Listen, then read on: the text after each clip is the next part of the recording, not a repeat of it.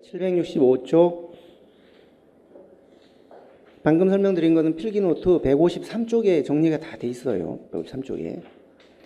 자, 2번 자치의 본질과 가치. 자, 거기에 로마 3번에 지방자치의 본질과 유형이 있는데 그게 다음 쪽에 지금 요거 얘기하는 거예요. 2대 계보. 이것도 굉장히 중요하죠. 자, 지구상에서 지방자치가 발달되어 온 그 계보 유형에는 크게 두 가지 형태가 있었거든요. 그래서 그 로마 3번의 본질과 유형에서 상단에 있는 포인트 표요. 그게 아주 중요합니다. 그거는 다 일단 외울 정도로 아셔야 되고요. 물론 이해를 좀 하셔야 되겠죠. 자, 그 위에 그림이 있는데요. 한 나라의 지방 행정이 자치가 완성되려면 이제 국가라는 개념하고 자치단체라는 개념하고 그다음에 지역 주민이라는 개념하고 3자의 관계 속에서 이를 살펴봐야 되거든요. 그런데 대륙계 단체 자치는 요 국가하고 자치단체 간의 관계에다가 초점을 둬요. 이게 단체 자치예요. 그래서 단체 자체라고 할 때 이 단체는요, 자치의 주체가 이 자치단체가 된다는 거예요. 중앙정부가 있고, 그 다음에 뭐 시나 뭐 이런 게 있고, 군이나 이런 게 있고, 그다음에 지역 주민들이 이렇게 있을 때, 자치단체가 국가로부터 독립된 법인격을 부여받아서 이 자치단체가 알아서 자치를 하면 그게 자치다. 이건 단체에 의한 자치라는 뜻이에요. 단체에 의한 자치. 자치의 주체가 주민이 아니고 자치단체라는 뜻이에요. 이게 대륙개방이에요. 대륙. 반면에 주민자치는요. 그게 아니고 자치의 주체는 주민이라는 거죠. 주민이 자치의 주체가 되는 거예요. 이게 영미계 방식이 이제 이런 인식을 갖습니다. 그러니까 요쪽에서는 자치권이 전부 국가로부터 나온다고 봐요. 그러니까 심지어는 이 자치권, 자치단체가 자치를 할 수 있는 이 권한, 자치권의 본질, 이게 어떤 거냐. 여기서는 국가로부터 전래된 국가의 권리인데 지방한테 이게 유임된 전해진 권리다 해서 전래권이라고. 전래권설, 국권설, 국가의 권리다 해서 국권설이라고 하죠.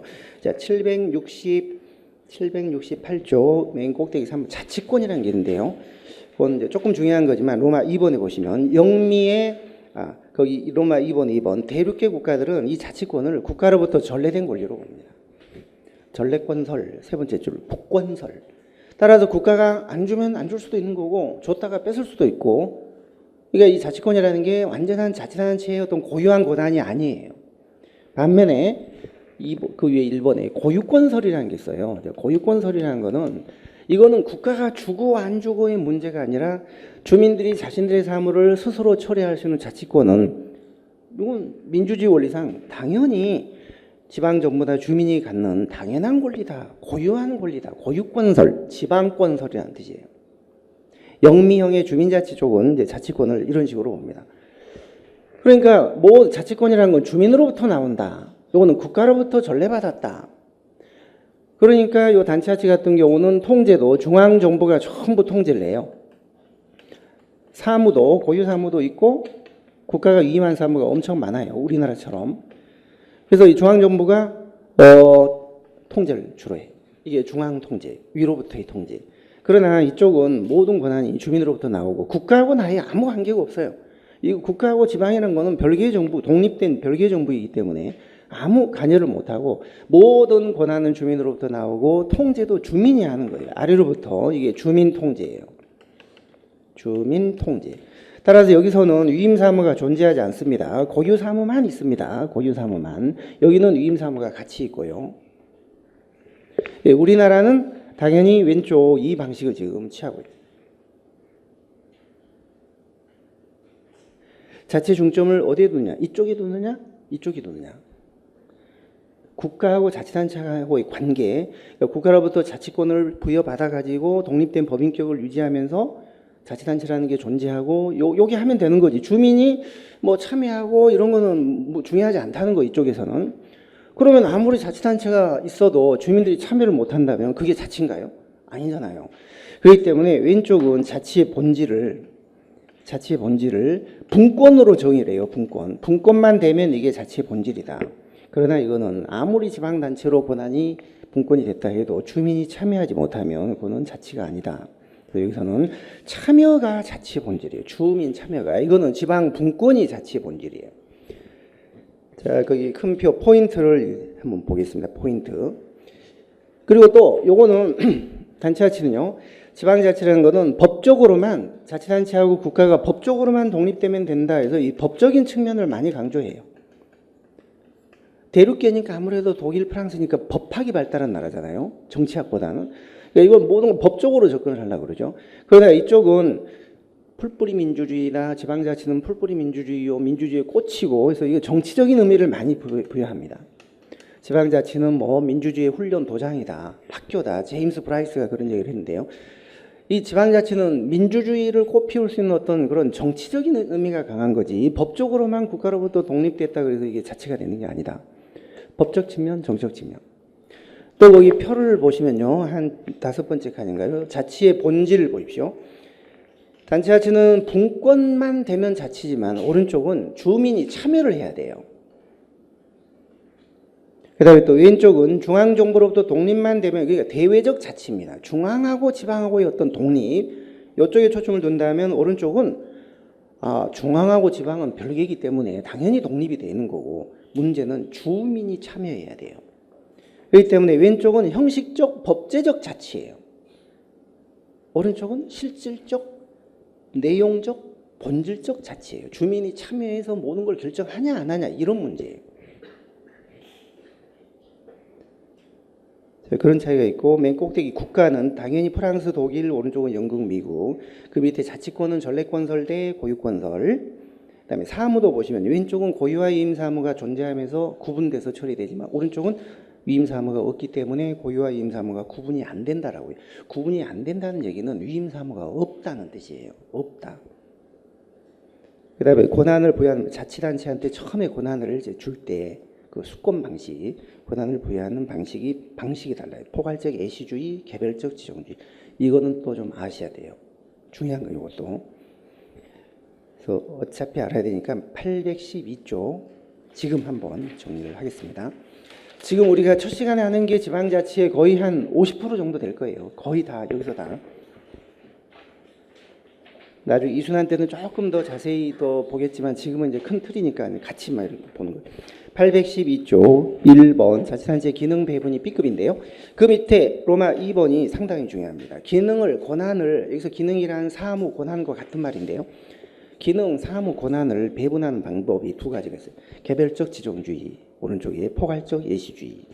개별적 지정주의는요. 각 자치단체 특성에 맞게 개별 법으로 일일이 다 정해주는 거예요. 강원도 산골에 있는 군이 처리할 수 있는 사무는 이런 거다 해서 개별법을 만들어서 다 정해줍니다. 같은 기초단체지만 특별시나 광역시의 자치구가 처리하는 사무는 요런 거다. 그 다음에 또 도의 권한은 요런 거다.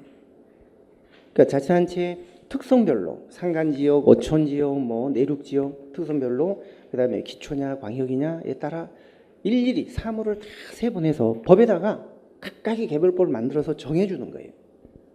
영미형의 주민자치는 이런 방식을 써요. 그런데 이 법의 자치사무로 딱 지정이 되잖아요. 여기서 지정이라는 말은 구속력이 있어요. 자치단체가 하도록 지정이 되면 국가는 개입을 못해요. 그리고 또 거꾸로 자치단체는 그거 외에는 다른 걸 하면 안 돼요. 국가가 함부로 위임한 거 처리하면 안 돼요. 그 개별법에 정해진 사무만 처리를 해야 돼요. 국가가 일체 관여를 못하고. 그러니까 장점이 맨 꼭대기 사무 배분이 명확하고 자치단체 특성 같은 걸 다 살릴 수가 있습니다. 근데 이제 문제는 전국적 통일이 안 되는 거예요. 같은 군인데 서해안의 군하고 강원도 산골의 군하고 사무가 다른 거예요. 이게 전국적 통일이 안 될 수가 있고 그리고 융통성이 없어요. 사무 명칭이 바뀌거나 이렇게 소관이 바뀌거나 하면 법을 다 바꿔요. 개별법을 전부 손질해 줘야 돼요. 유연성, 융통성이 없어요. 반면 포괄적 이슈주의는 여기서 포괄이란 두리뭉실하게 폭넓게 개별적으로 다 나누지 않고 폭넓게 예만 들어준다는 뜻이에요. 보편성의 원리에 따라 이런 성격의 사무는 요거는 기초단체 사무다. 이런 성격의 사무는 광역단체 사무다. 뭐 상간지역, 오천지역 이런 게 구분하지 않고 그냥 두리뭉실하게. 네 번째 줄, 대륙계 단체 자체에서 이 방식을 씁니다. 자, 장점은 간편하죠. 간편하고 뭐 이게 포괄적 예시라고 할 때 예시는 개별적 지정이라고 할 때 지정은 구속력이 있지만 포괄적 예시주의 예시는요 말 그대로 예시로 끝나는 거지 구속력이 없어요. 우리가 지금 이런 방식이거든요. 자치법 9조 2항에 보면 기초단체가 처리할 사무를 예시하면 다음과 같다 이렇게 돼 있거든요. 표현이. 기초단체가 처리할 사무를 예시하면 다음과 같다 이런 식으로. 그래서 다음 쪽에 5번에 우리나라 기능 배분의 현황과 문제점을 보시면 첫 줄, 포괄적 예시주의를 벗어나지 못하고 있다. 그러니까 얘만 그렇게 들어주다 보니까 자치사무로 예시가 되어 있어도 국가가 개입하고 안 주고 그런 경우가 많아요. 또 자치사무가 아닌데도 지방에 맡기는 그런 경우도 많고 국가 마음이죠. 그렇기 때문에 이런 포괄적 예시주의를 쓸 때는 단점이 두 번째 줄, 국가하고 지방사무의 구분 자체가 불명확해요. 자치법에 명시 예시된 거는 예시일 뿐이지 구속력이 없어요. 예를 들면 지금 호적사무가 옛날에 있었잖아요. 지금은 이름이 바뀌었죠. 가족관계 등록사무로 호적등본 이런 거 없잖아요. 가족관계 등록부 이렇게 바뀌었잖아요. 그런데 그런 사무도 사실은 지방과는 아무 관계가 없는 거예요. 호구조사하고 뭐 이런 거 하는 게 지방하고 뭔 관계가 있어요. 이건 국가가 전체 국가 전체 구성원을 파악을 해서 마치 공산주의 같은 데서 있는 그런 업무거든요. 우리 이제 안보의 어떤 특수성상 군대도 보내야 되고 뭐 이렇게 해야 되기 때문에 그걸 다 국가가 파악을 해야 되거든요. 호구 파악을. 그게 호적 업무잖아요. 근데 이런 업무는 지방과는 관계가 없는데 자치법 구조에 보면 자치사무로 예시가 되어 있어요. 지금도. 예시만 되어 있지 그게 지방사무는 아니에요. 자치사무가 아니에요. 그러다 보니까 예시만 거의 해놓고 국가가 감독하고 통제하고 이런 게 많기 때문에 세 번째 줄, 이런 예시주의 하에서는요 지방 이양률이 높을 수가 없어요. 지방의 사무를 많이 안 줘요. 예시만 해놓고 국가가 개입하거나 터치하거나 이런 경우가 참 많습니다. 그게 우리나라 지금 현실이에요. 그러니까 지정주의는 구속력이 있다. 예시주의는 구속력이 없다. 우리나라는 예시주의를 대륙계 국가들이 대부분 예시주의를 취합니다. 자, 그래서 813쪽에 다시 상단에 2번 포괄적 예시주의를 보시면 보편성의 원리에 입각하여 자치단체 구별 없이 사무의 특성 구별 없이 포괄적으로 일괄해서 규정을 하고 예시만 들어주는 방향. 여기서 포괄하면 자치권을 사무를 많이 줬다는 뜻이 아니에요. 포괄, 두리뭉실하게 얘만 들어줬다는 뜻이 구체적으로 지정을 하지 않고 두리뭉실하게 얘만 들어줬다. 여러분들 두리뭉실이 맞아요. 두르뭉술이 표준말이에요. 두르뭉술. 두루뭉술이 표준말이라는 건 여러분들 오래전에 알고 계실 테고 두리뭉실은 표준말이 아니었다가 한 7, 8년 전에 그게 표준말이 됐어요. 자장면도 표준말이고 짜장면도 표준말이라고 할 때 그때 한 7년 전에 저는 왠지 그 자장면 하면 꼭 불어 터진 짜장면 같아가지고 자장 하기가 뭐 좀 이상하더라고요. 근데 그거 이제 짜장면도 표준말이고 두리뭉실도 표준말이 됐을 때 그때 뉴스에서 한 앵커가 그때가 이제 한글날 처음에서 그걸 한글 학회가 발표를 했거든요. 근데 이제 뉴스 보도를 하고 마지막에 이제 클로징 멘트를 하면서 그 얘기를 하더라고요. 오늘부터 국민 여러분 이제 짜장면도 표준말이 되었습니다. 그래서 전 이제 그 얘기를 하더라고요. 자기는 짜장면을 좋아하는데 짜장 하고 싶은데 자기가 아나운서이기 때문에 표준말을 써야 되니까 자꾸 자장면 해왔는데 왠지 불어터지는 짜장면 같고 참 어색했는데 이제부터는 마음 놓고 외칠 수 있게 됐습니다. 짜장면 하고 3번을 딱 외치고 뉴스를 끝내더라고요. 저도 정말 그 자장 하기가 너무 싫은 거예요. 알면서도 그냥 강의할 때도 짜장면 이렇게 했었는데 자, 그러니까 두르뭉술도 표준말이고 두리뭉실도 표준말이에요. 이왕이면 그래도 국어 한 문제 안 틀리게 하는 게 좋지 행정학이 열심히 가르쳐 놓고 국어 틀리게 해버리면 안 되니까 제가 마르크스주의 같은 거 외래어 표기법상 마르크스주의다. 짜장면 두리뭉실도 표준말이 됐다. 제가 다 이선재 선생한테 검증을 거친 얘기들입니다. 이게 제 멋대로 하는 게 아니라 자, 그게 포괄적 이주인데 포괄적 이주인은 장점이 간편해요. 얘만 들어주면 되니까 간편합니다. 그리고 그 법에 예외가 그렇게 뭐 돼 있다 그래가지고 꼭 그 자치단체가 해야 된다든지 뭐 그런 거 아니기 때문에 사무 주체의 유연한 결정, 변동 이런 게 가능해요.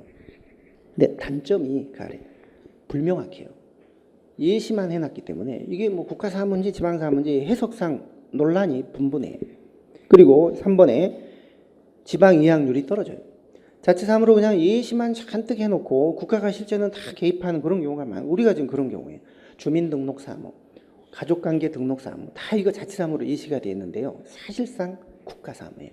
국가가 위임한 지방과는 관계없는 그런 뭔 사무예요? 기관임사무라는 거죠. 기관임사무. 자, 앞쪽으로 다시 오겠습니다. 그래서 권한을 부여하는 방식이 결론적으로 말씀드리면 여기는 포괄적 예시주의다. 여기는 개별적 지정주의다. 포괄적 예시, 개별적 지정주의. 자, 그 다음에 그 표에서요. 지방정부의 형태라는 게 있습니다. 지방정부의 형태. 단체자치는 기관 대립형이고 주민자치는 기관 통합형이다. 이것도 상당히 중요한 말이에요. 이것도 지금 해결을 하겠습니다. 첫 시간 좀 복잡하지만 그러나 이렇게 하면 거의 다 이제 큰 틀이 잡히는 거니까요. 803쪽이에요. 803쪽. 802쪽의 하단에 4번 지방자치단체 기관 구성이라고 되어 있거든요. 이게 B급인데 오른쪽에 상단 의결과 집행기관의 관계 거기에 통합형 대립형이 나와요. 통합 대립 이 개념은요. 의결기관인 의회하고 집행기관인 단체장이 서로 대립을 벌이느냐 서로 한 통속으로 통합이 되느냐 지금 그 개념이에요. 그거는 마치 우리 중앙정부에 여러분들 헌법 하셨으니까 대통령제냐 내각제냐하고 거의 같은 맥락이에요.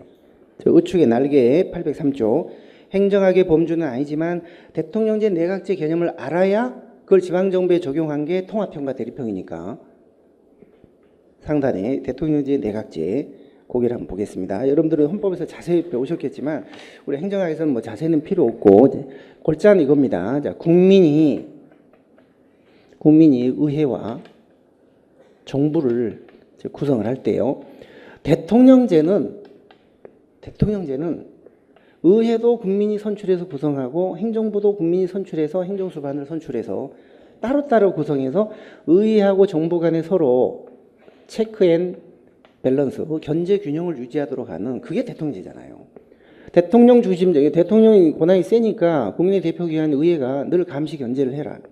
그러면서 국민이 따로 선출하고 의회도 국민들의 신임을 얻어야 되고 정부도 따로 국민의 신임을 얻어야 돼요. 이 둘 간에는 서로 견제와 균형 관계예요.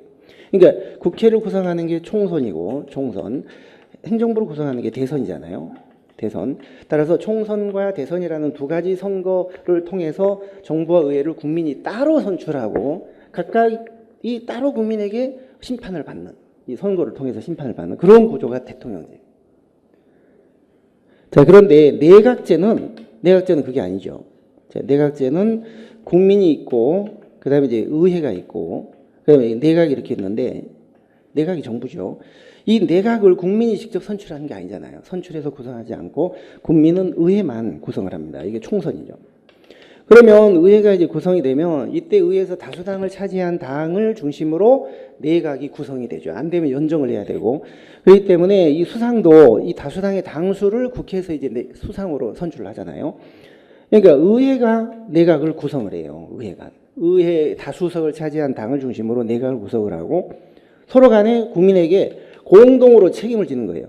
국민이 내각에 대해서 따로 무슨 심판을 하거나 내각이 국민에게 직접 책임을 지거나 그게 아니라 의회를 통해서 한 통속이 돼서 국민에게 공동으로 책임을 지는 거예요.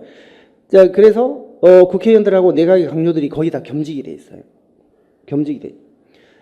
영국 같은 경우는 옛날에 2차 대전 때 처칠 수상이요. 처칠 수상이 수상이었으면서 하원 의원이었으면서 국방장관까지 했어요. 아니 북치고 장구치고 다 말아먹어요. 물론 전시 때니까 뭐 그게 허용이 됐겠죠. 내각제는 기본적으로 이쪽이 서로 겸직이 되는 한 통이 돼서 국민에게 공동으로 책임을 지는 그런 통치고 국민이 내각에 대한 직접 책임을 물을 수가 없어요. 그러니까 이런 게 대선이라는 개념이 없는 거죠. 대선이 총선만 있는 거죠. 그러니까 표를 보시면 그 날개에 있는 표를 보시면 네 번째 칸에 따라서 내각제에서는 내각에 대한 불신임이나 의회 해산권이 인정이 돼요. 내각을 의회가 불신임할 수 있어요. 강요들이 왜 그렇게 하면 우리가 이렇게 법을 좋은 법을 만들어서 넘겨줬으면 잘 집행을 해야지 왜 제대로 집행 못하냐. 형편없다. 마음에 안 든다. 불신임 해버리면 수상 끝이에요. 임기라는 게 의미가 없어요. 불신임 해버리면 수상 내려와야 돼요. 내각이 다 경질돼요. 그리고 거꾸로 만약에 내각이 의회를 볼 때 법을 빨리 만들어줘야지 우리가 뭘 할 텐데 왜 저렇게 질질 끌려다니냐 의회가 마음에 안 든다. 그럼 의회를 수상이 해산시켜버리면 그러면 총선 다시 해야 돼요. 그러니까 내각에 대한 불신임이나 의회 해산권 같은 그런 아주 초강수적인 그런 함께 책임을 지는 국민에게 함께 책임을 지는 그런 초강수의 방식이 내각제에서 인정이 되지만 대통령제는 그런 게 인정될 수 없는 거예요. 따로따로 뽑았기 때문에. 그럼 대통령제에서는 어떻게 서로 견제 규정을 하냐. 대신 방법이 아래서 하나, 둘, 셋, 넷, 다섯 번째, 여섯 번째, 다섯 번째, 네 번째. 법률안 거부권과 행정수반 탄핵권이에요. 법률안 거부권은 국회가 뭘 만들어서 정부로 넘기면 마음에 안 들면 거부할 수 있어요. 반대로 의회가 행정수반이 마음에 안 들면 탄핵을 결정할 수 있어요. 우리처럼. 그러니까 이 법률안 거부권이나 탄핵권 이런 걸로 서로 견제 균형을 합니다. 해산권, 불신권이 없는 대신. 반면에 내각제는 법률안 거부권, 그다음에 탄핵권 이런 게 인정이 안 되죠. 왜냐하면 해산하면 되고 불신임하면 끝나는데 더 강수가 있는데 굳이 이런 수단이 필요가 없는 거예요.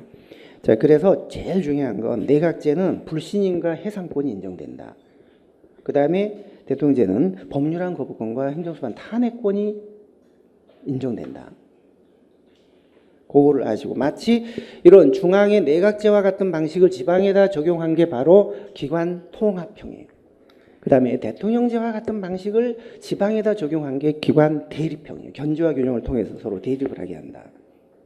자, 본문 보겠습니다. 본문 803쪽 맨 꼭대기. 이제 통합형이란 의결과 집행이 구분이 안 되거나 유기적인 협조 속에서 주민에게 한꺼번에 책임을 지는 내각제와 같은 방식으로, 그러니까 중앙으로 치면 내각제와 같은 방식인데 의회가 중심이 되는 거죠. 의회가 내각을 구성을 하니까.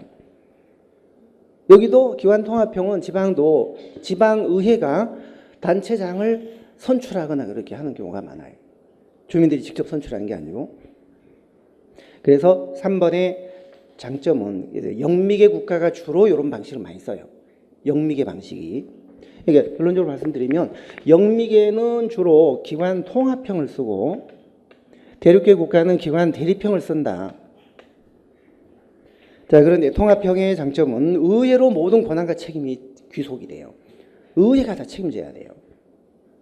그렇기 때문에 의회하고 단체장 간에 서로 핑퐁을 치거나 서로 갈등을 하거나 해서 정책이 표류하거나 옛날에 우리 오세훈 시장 때처럼 아이들은 무상급식을 둘러싸고 의회는 하자 그랬죠. 근데 오세훈 시장은 못한다 그랬고 주민투표로 가는 이런 어떤 갈등과 대립, 정책 표류 이런 게 막을 수가 있고 지방행정이 상당히 안정적이고 효율적으로 됩니다. 안정적이고 효율적으로는 되는데 단점을 보시면 견제균형이 안 되잖아요. 의회가 독주할 수 있죠. 견제균형이 안 되기 때문에 민주성은 좀 떨어질 수 있어요. 그리고 전문 집행기관이 따로 없고 의회가 모든 걸 다 하기 때문에요. 정치인들이 다 하기 때문에 전문성이 떨어져요. 자, 장점 1번, 2번, 단점 1번, 2번 중요한 겁니다. 그러면 이제 대립형은 반대가 되겠죠. 대립형은 맨 아래 대립형은 의결과 집행이 분리된 채 견제균형을 유지하는 중앙의 대통령제와 같은 방식이다. 대륙계 국가들이 주로 이런 방식을 쓴다. 네, 다음 쪽에 꼭대기 보시면 두 번째 줄 이런 대립형은 주로 대통령제에서 대통령이 더 권한이 세듯이 기관 대립형도 단체장이 권한이 더 세요. 의회가 아니라 여기는. 그래서 두 번째 줄 집행기관 우위의 기관 대립형 이게 일반적이고 우리나라도 이런 사실 형태입니다. 단체장과 의회를 따로 선출해서 단체장이 더 우위를 점하는 집행기관이 우위인 그런 기관 대립형입니다. 근데 여러분들 생각에 아니 의회도 주민들이 선출하고 단체장도 주민들이 선출하고 서로 수평 대등한 상태에서 견제균형을 하는 그런 건데 왜 단체장이 더 권한이 셀까요? 단체장이 더 권한이 세요. 단체장 우위, 집행기관 우위의 기관 대립형이다라고 하거든요. 왜 그럴까요? 우리나라 모든 지방자치의 문제점은 2대 암에서 시작됩니다. 2대 암. 요거. 그다음에 요거 1번, 2번에서. 그러면 집행기관이 우리가 훨씬 더 권한이 더 세다는 거는 1번과 2번 중에 어떤 것 때문에 그럴까요? 2번 때문에. 2번. 기관임 사무의 비중이 너무 많기 때문이에요. 근데 기관임 사무는 의회가 관여할 수도 없어. 조례로 정할 수도 없고, 단체장이 국가가 시키는 대로 그냥 규칙을 만들어서 그냥 집행하고 끝나요. 그런 사무가 훨씬 많아요. 의회가 있어도 관여할 게 별로 없는 거예요. 기관임 사무가 많기 때문에. 그래서 집행기관이 훨씬 권한이 세요. 의회가 관여할 사무가 별로 없다니까요. 항상 요 틀에서 이대암에서부터 모든 게 시작이 돼야 돼요. 자, 장단점은 반대로 보시면 되니까 따로 안 봐도 될 것 같아요. 나중에 이순환 때 조금 더 보도록 하고, 지금은 앞으로 이제 다시 넘어가겠습니다. 그 표 다시 보겠습니다. 세 번째, 아래서 세 번째 칸. 결론은 이제 대립형, 통합형. 이쪽은 대립형, 요거는 통합형이다. 그 다음에 그 밑에 보시면 지방자치단체 지위가 단체자치는 국가가 위임한 사무도 있고 고유사무도 있고 하기 때문에 이중적 지위를 갖습니다. 그러나 여기는 국가가 위임한 사무가 없기 때문에 일선기관의 지위를 갖지 않습니다. 그 다음에 단체자치는 맨 아래요. 맨 아래. 국가하고 지방의 관계가 수직적 예속, 감독 관계예요. 항상 국가가 우위고 지방은 하위 개념. 시키는 대로 해야 되고 통제도 많이 받아요. 그러나 오른쪽은 국가하고 지방 정부는 아예 이거는 별개입니다. 별개. 뭐 우위를 얘기할 수 없는 수평대등한 별개고, 오로지 주민이 자치단체에 어떻게 해서 참여해서 결정하느냐, 이것만이 중시되니까 중앙과 지방 간의 관계가 수평대등한 어떤 협력관계, 상하 예속관계가 아니에요. 네, 우리는 불행하게도 이 모든 것들을 따져보면 왼쪽 단체자치 성격을 강하게 띠고 있는 나라예요. 우리나라는 대륙법계 국가거든요. 자, 그래서 아까 저희가 대륙계 국가는 단체자치 방식이고 기관 대립형을 쓰는데, 그 기관 대립형이 중앙으로 치면 대통령 중심제와 같은 방식이다라고 했죠. 그러니까 이걸 암기를요, 대단 이렇게 암기를 해 놓으십시오. 대륙계 국가는 대통령 중심제와 같은 대립형을 쓰는데, 기관 대립형, 그게 단체자치 국가다. 대단하다. 자, 대륙계 국가는 대통령 중심제와 같은 대립형의 구조를 갖고 있는데, 그게 단체자치 국가다. 대단하다. 대단. 그걸 암기를 해 놓으시고, 자, 그러면 문제를 하나 보겠습니다. 지방자치의 큰 얼개를 굉장히 중요한 거였는데, 맞습니다. 1074조 4번 문제를 볼게요. 1074조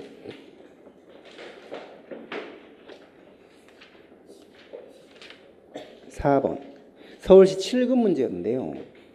주민자치를 적절히 설명하고 있는 것은 주민자치.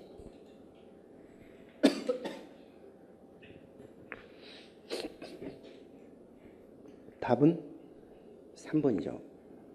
주민들이 모든 것을 결정하고 구성하고 선출하고 하는, 중앙에서 임명하거나 뭐 위임하거나 결정하거나 이런 게 없어요. 1번 프랑스, 독일 같은 나라는 훨씬 더, 옛날에 프랑스 나폴레옹 뭐 그런 시절도 다 중앙 집권적인 국가예요. 독일도 맞죠. 독일도 막스 베버 같은 경우도 우리 계층제, 관료제가 다 중앙 집권적인 그런 구조예요. 프랑스, 독일은 사실 그렇게 민주적인 나라가 아니잖아, 사실은. 영국, 미국에 비하면. 그래서 대륙계, 영미계가 나뉘어진 거예요. 자, 1번 맞고 2번 맞죠. 4번 맞죠. 5번 독일, 프랑스 맞습니다. 자, 그러면 이제 1절은 된 것 같아요.